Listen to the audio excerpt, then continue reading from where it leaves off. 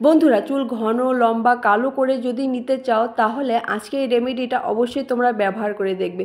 বন্ধুরা, চুল ঘন কালো লম্বা কার না ভালো লাগে? আমাদের সকলেরই চুল ঘন লম্বা ভীষণই পছন্দ।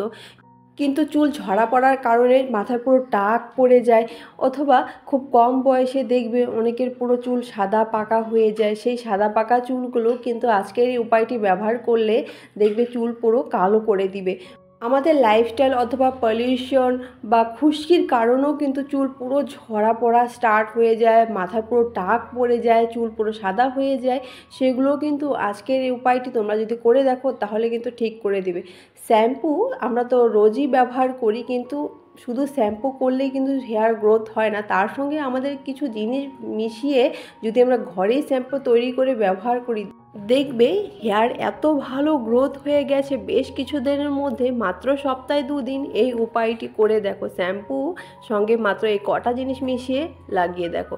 একটি বাটির মধ্যে আমি এখানে বড় একটি গ্লাস দিয়ে হাফ গ্লাসের মতো জল নিয়ে নিলাম। তারপরে এখানে 1 চামচের মতো চা পাতা দিয়ে দিলাম। দিয়ে দেওয়ার পর চামচ দিয়ে নেড়ে চেড়ে তারপরে গ্যাসের উনানে আমাদের এটি বসিয়ে দিতে হবে। এটি মাত্র 2 মিনিটের মতো খুব ভালো করে ফুটাতে হবে। চা পাতার জল আমাদের চুলের জন্য ভীষণই ভালো হয়। চুল ঘন কালো করতে সাহায্য করে, হেয়ার গ্রোথ করতেও কিন্তু সাহায্য করে।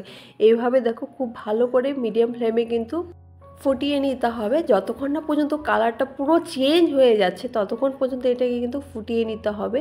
আর এটির মধ্যে আমাদের আরেকটি জিনিস মেশাতে হবে, সেটি হলো লবঙ্গ। এখানে 10-12টার মতো আমি এখানে লবঙ্গ দিয়ে দিলাম। লবঙ্গ কিন্তু আমাদের চুল ঘন কালো লম্বা করতে সাহায্য করে, হেয়ার রিগ্রোথ করতেও কিন্তু সাহায্য করে, ভীষণই ভালো হয় আমাদের চুলের জন্য। তারপরে লবঙ্গটা দিয়েও তারপরে এটাকে খুব ভালো করে ফুটিয়ে নিতে হবে। ফুটিয়ে নেওয়ার পর তারপরে যেটা করতে হবে, আমাদের গ্যাসের ফ্লেমটিকে কিন্তু বন্ধ করে দিতে হবে। বন্ধ করে দিয়ে দেওয়ার পর আমাদের ঠান্ডা হয়ে যাওয়া পর্যন্ত অপেক্ষা করতে হবে। পুরোপুরিভাবে ঠান্ডা হয়ে গেছে, তারপরে এটি আমাদের কি করতে হবে, একটি বাটির মধ্যে সম্পূর্ণ চা পাতার জলটি ছেঁকে নিতে হবে। এই চা পাতার জলটি তোমরা ব্যবহার করে দেখো, চুল পুরো সিল্কি শাইনি ঘন লম্বা করে দিবে। বন্ধুরা, আজকের এই উপায়টি তোমরা যদি ব্যবহার করো, শ্যাম্পু করার সময় এই উপায়টি করে দেখবে, ভীষণই ভালো রেজাল্ট পাবে। তারপরে এখানে ভাতের মাড় নিয়ে নিলাম। আমাদের রোজই ভাত রান্না করি, সেখান থেকে অল্প পরিমাণে ভাতের মাড় আমি আলাদা করে রেখে দিয়েছিলাম। এখানে 3 চামচের মতো ভাতের মাড় দিয়ে দিলাম। ভাতের মাড়ের মধ্যে কিন্তু প্রচুর পরিমাণে পুষ্টি থাকে, যেটা আমাদের চুলের জন্য এত ভালো গ্রোথ বাড়াতে সাহায্য করে, যেটা তোমরা নিজেরাই অবাক হয়ে যাবে এই উপায়টি ব্যবহার করার পর। তারপরে এখানে নিয়ে নিলাম 1 চামচের মতো টক দই। তোমাদের কাছে যদি টক দই না থাকে তাহলে কিন্তু এখানে কিন্তু লেবু ব্যবহার করতে পারবে।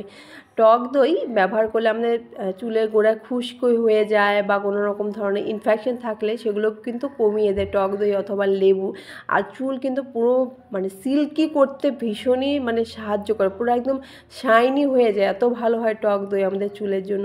তারপরে এটি কিন্তু খুব ভালো করে মিশিয়ে নিতে হবে। মিশিয়ে নেওয়ার পর তোমরা যে কোনো শ্যাম্পু কিন্তু এখানে ব্যবহার করতে পারবে। আমি এখানে ক্লিনিক প্লাস শ্যাম্পু ব্যবহার করে নিয়েছি 1 প্যাকেটের মতো। যার যেরকম চুলের লেন্থ সেই অনুযায়ী কিন্তু এখানে শ্যাম্পু ব্যবহার করবে।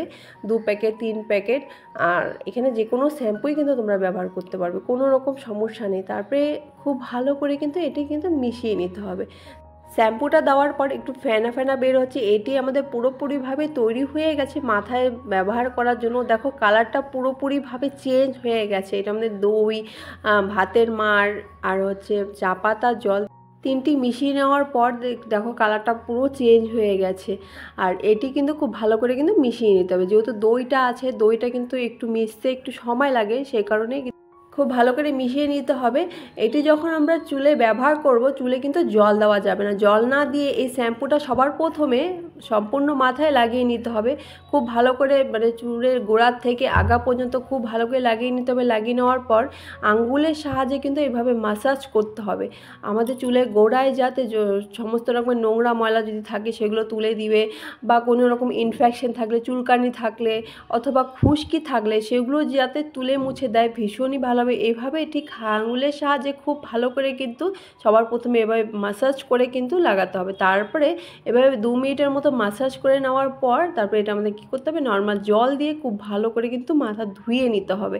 কোনো রকমভাবে যদি শ্যাম্পু না থাকে আমাদের চুলের মধ্যে, সেই কারণে খুব ভালো করে জল দিয়ে এভাবে ধুয়ে নিতে হবে। ধুয়ে নেওয়ার পর তারপরে চুলটি খুব ভালো করে চেপে চেপে জলটি বের করে নিতে হবে। বের করে নেওয়ার পর তাওয়াল দিয়ে মানে মাথা খুব ভালো করে মুছে নিতে হবে, না হলে খুব ঠান্ডা লেগে যেতে পারে। অনেকক্ষণ সময় নিয়ে যেহেতু এটি করতে হয়েছে। তারপরে দেখো চুলটি ধুয়ে আসার পর কতটা মানে সিল্কি অ্যান্ড শাইনি লাগছে, পুরো কালো লাগছে। দেখো চুলটা দেখে তোমরা নিজে বুঝতেই পারছো চুলটা কতটা সফট আর স্মুথ হয়ে গেছে। বন্ধুরা এই উপায়টি অবশ্যই কিন্তু তোমরা ব্যবহার করে দেখবে, ভীষণই একটি ভালো রেজাল্ট পাবে।